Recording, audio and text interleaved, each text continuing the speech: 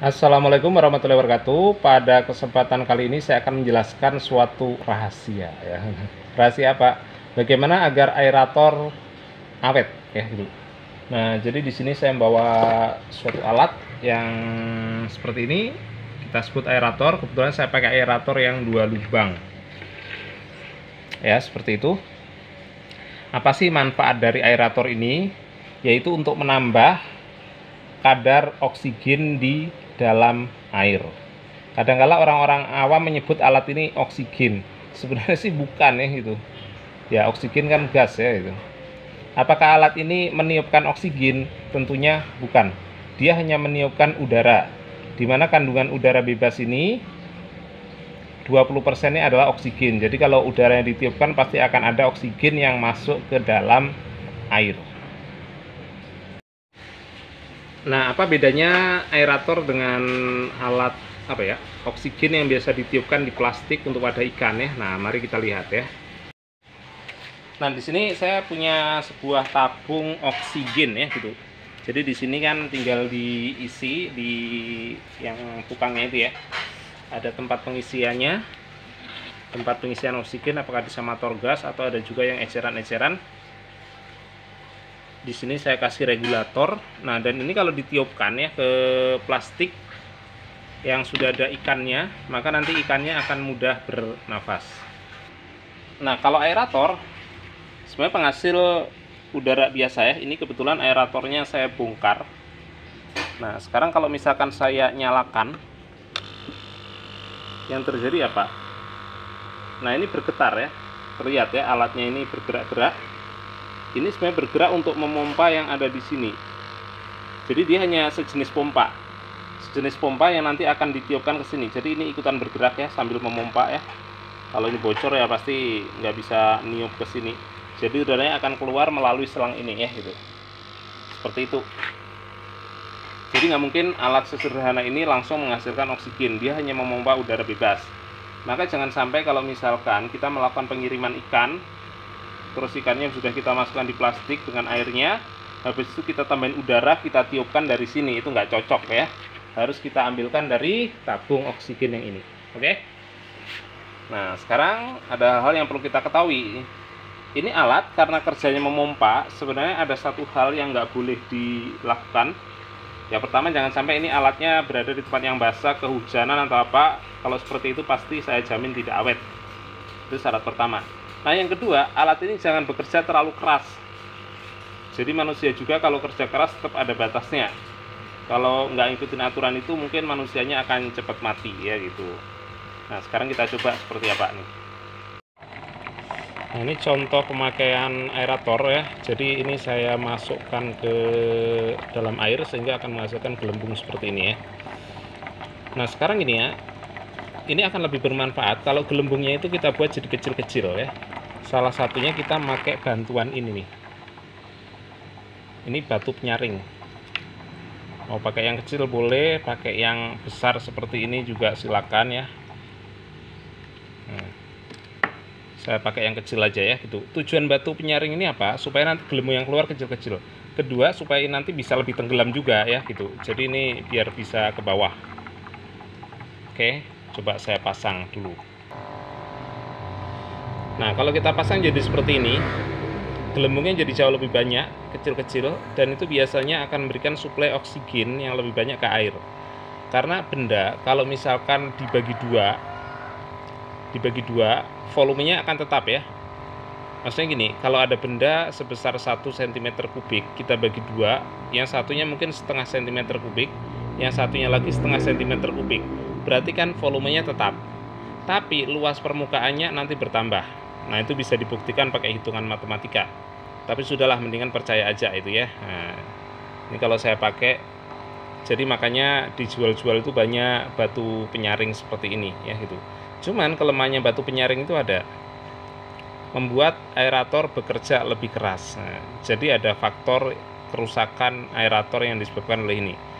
Tapi sebenarnya nggak terlalu signifikan kerusakannya, asalkan ini benda tidak terlalu kotor. Makanya nanti kalau terlalu kotor, ini benda harus kita bersihkan. Ya, ya paling nggak 2 minggu sekali kita bersihkan. Cara membersihkannya gimana ya gitu. Ini misalkan contoh yang kotor, sebenarnya nggak kotor sih, ini cuma kena hitam aja, tapi ini kemampuannya masih sama ya. Ini yang penting digosok-gosok saja, terserah digosok-gosok pakai benda kasar boleh, sehingga nanti ada bagian yang terkikis. Karena seringkali ada endapan di sini nih, nggak tahu lah endapan dari air atau apa itu yang menempel di sini, itu kita gosok-gosok sampai agak terkikis. Nanti kalau agak terkikis, nah kita pakai lagi, itu sudah lancar. Kalau nggak digosok-gosok, itu menyebabkan aerator bekerja lebih berat dan itu menyebabkan cepat rusak. Makanya yang penting gosok-gosok ini ya secara rutin 2 minggu sekali. Kalau seminggu sekali lebih baik ya gitu. Ya lebih baik ininya rusak daripada aeratornya yang rusak ya. Batu penyaring ini rusak daripada aeratornya yang rusak. Kemudian ada hal yang penting supaya aerator tidak bekerja terlalu keras, yaitu masalah kedalaman. Kenapa seperti ini? Nah, akan saya bahas. Saya akan menggunakan alat seperti ini yang berbentuk T ya, seperti huruf T. Nah, di sini akan saya sambungkan dengan selang kiri dan kanan ya, gitu. Nggak tahu kiri kanan mana. Nanti ditukar juga bisa kiri kanannya ya, gitu. Jadi saya sambungkan seperti ini dengan selang kiri dan kanan. Nah, selanjutnya apa? Ini di setiap ujungnya akan saya kasih batu penyaring tadi. Nah, jadi seperti ini. Nah, selanjutnya yang bagian sini saya hubungkan dengan tiupan aerator. Oke ya, sudah saya hubungkan. Nah, apa jadinya kalau saya masukkan ke dalam sini? Oh, gelembungnya nggak banyak.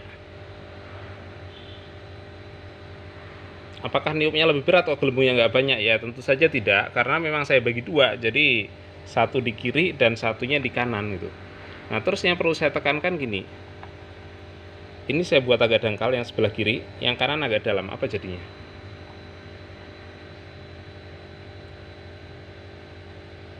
Yang kanan cenderung hampir nggak ada aliran udara, sementara yang di kiri banyak. Sekarang kirinya agak saya angkat, yang kanan hampir nggak ada udara. Ini artinya apa? Yang bagian dalam ini melakukan kerja terlalu berat. Nah, sekarang ini, gimana kalau ini saya tenggelamkan? Yang ini saya bikin lebih, apa ya, lebih dangkal. Otomatis yang di kanan, ini alirannya lancar. Yang di sini, nggak ada aliran, gitu ya. Artinya apa? Semakin dalam, artinya aerator meniupnya itu terlalu berat. Makanya jangan sampai kedalamannya lebih dari setengah meter. Nah, itu biasanya juga cepat rusak. Kerja aerator terlalu berat, ya gitu. Nah, sekarang ini, kalau misalkan saya tadi nggak pakai T, pakai alternatif tadi kiri dan kanan gimana? Nggak ngaruh, satunya saya angkat, satunya saya tenggelamkan juga nggak terlalu pengaruh. Kenapa? Karena pompanya bekerja masing-masing ya. Jadi aerator dua lubang ini kerjanya masing-masing. Tadi udah kita bongkar, di kiri ada pompa, di kanan ada pompa ya gitu. Nah, kalau nggak percaya kita coba aja nanti ya, kita angkat yang satunya kita tenggelamkan ya gitu. Oh iya, nanti saya ajarin juga, ini batu ini kalau nggak bisa ngelepasnya, cepet rusak.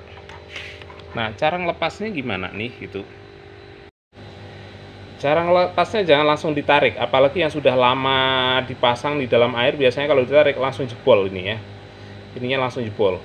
Jadi puntir secara pelan-pelan, nah baru nanti mulai ketarik lepas ya gitu. Jadi fungsinya dipuntir. Kalau enggak ini cepat jebol. Ya, artinya batu juga perlu kita awetkan ya gitu. Nah, sekarang aerator ini akan saya pasang di selang pertama tadi tanpa T ya. Selang pertama yang ini. Yang ini tanpa pakai T.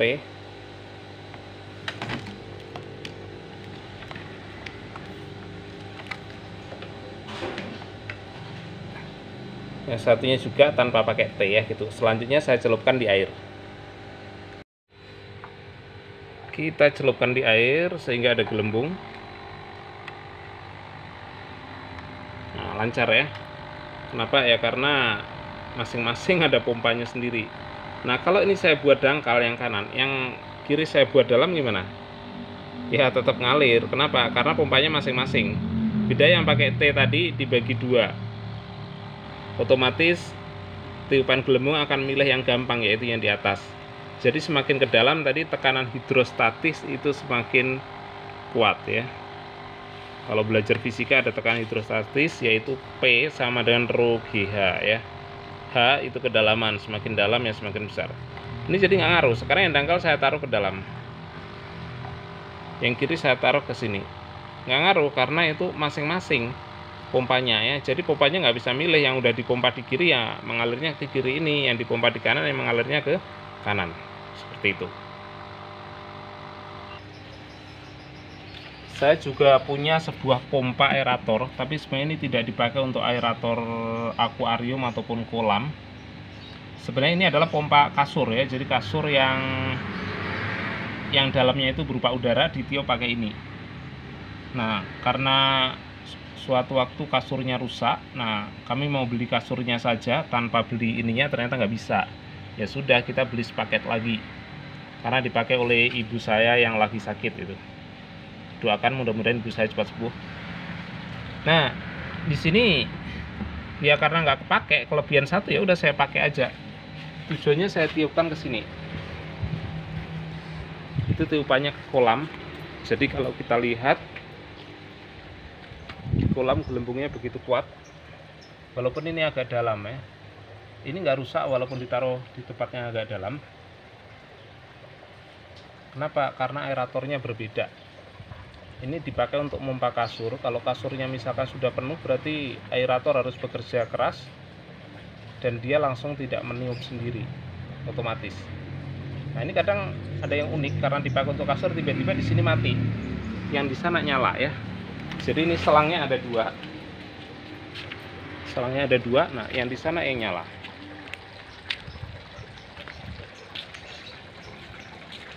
Jadi yang di sebelah sini ini yang nyala. Gelembungnya kuat ya. Kebetulan karena di sini awalnya selang aslinya, jadi ini selangnya itu cukup besar ya, hampir segede jari saya. Saya beli sendiri. Aslinya selangnya yang ini, karena kurang panjang ya udah saya sambung. Ini awalnya cuma saya ikat terus bocor. Supaya nggak bocor, akhirnya saya kasih lem paralon ya. Dengan lem paralon ternyata dia kuat, bisa mengikat, nggak ada lubang. Jadi tiupan ke dalam airnya jadi kuat. Oke ya, demikian tadi penjelasan saya seputar aerator ya. Air dalam bahasa Inggris itu artinya udara ya. Aerator berarti nanti peniup udara. Nah, terus terang kalau saya disuruh menyebutkan aerator model apa yang saya sukai, saya lebih suka yang 2 lubang dibandingkan 1 lubang atau yang 6 lubang gitu ya. Kenapa harus 2 lubang ya gitu? Karena sampai saat ini kalau yang 2 lubang ini pompanya masing-masing gitu ya, kiri ada sendiri, kanan ada sendiri. Sementara yang 5 lubang, 6 lubang saya lihat pompanya di dalam itu kalau saya bongkar cuma ada 1, cuma nanti di bagian luarnya kita bagi. Kalau di bagian luarnya kita bagi, nanti otomatis batu yang tenggelam di tempatnya agak dalam itu aliran udaranya nggak akan kuat, bahkan nggak ngalir sama sekali. Sementara yang dangkal alirannya banyak. Tapi kalau misalkan masing-masing, berarti satunya ditaruh ya nggak tahulah karena kenapa tenggelam agak dalam, dia tetap mengalirkan udara ya, seperti itu. Jadi kalau misalkan saya di kolam besar, misalkan untuk kolam koi gitu ya, nah pengen naruh aerator seperti itu, biasanya kan saya sebar ya, saya harapkan semuanya bisa mengalir dengan kekuatan yang hampir sama. Tapi kalau misalkan yang banyak lubang, kadang ketika saya bagi-bagi ya tergantung ketika saya menenggelamkannya, karena untuk menenggelamkan dengan kedalaman sama itu agak susah juga kadang. Nah ternyata seperti itu, jadi yang agak dangkal nggak begitu kuat. Atau kadang ini ketika ada batunya yang sudah mulai agak tersumbat, itu dia hampir sama sekali nggak mengalirkan udara ya, dia hanya memakai batu yang kuat saja, sehingga ada bagian tertentu yang kurang dapat suplai udara ya gitu.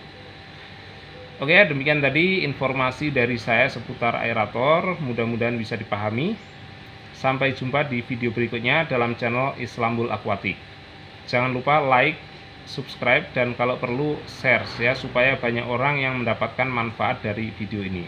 Oke, saya akhiri sekian, sampai jumpa di video berikutnya. Wassalamualaikum warahmatullahi wabarakatuh.